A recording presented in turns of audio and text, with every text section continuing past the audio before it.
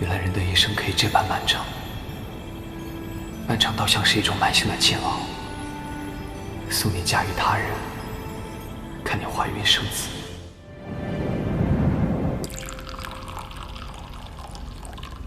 夏侯家总算免于死罪，不过你出手干预人间之事，恐怕有违天条。星君不说，又有何人知？你与夏侯雪有夫妻之名，却无夫妻之实。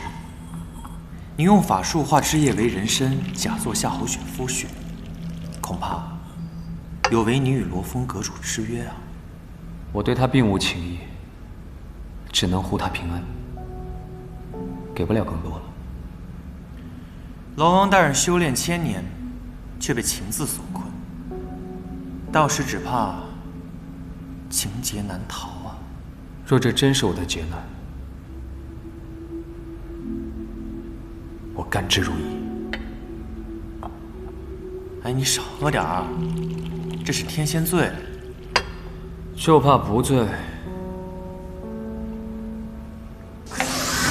龙王，星君大人好。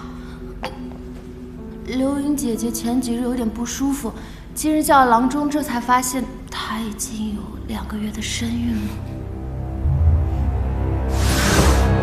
龙王，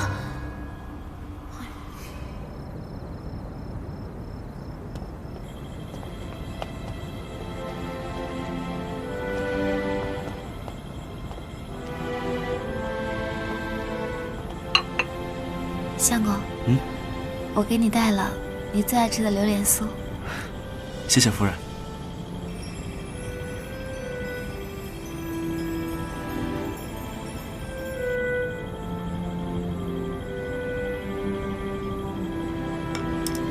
夫人，希望我们这胎能一举得男。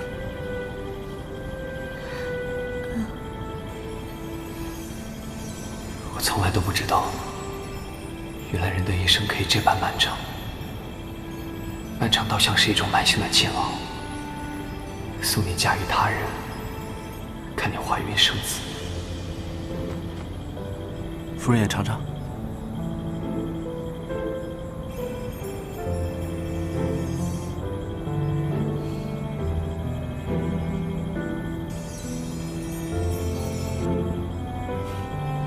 好吃吗？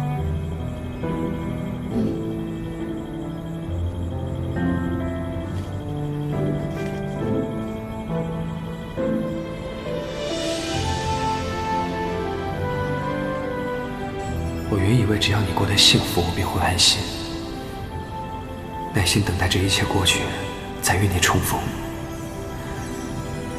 可我没有想到，1000年的雷劫都没有这般痛苦难熬。不知要到何时，我们才能完成当初的约定。我还有事，你早点回去休息吧。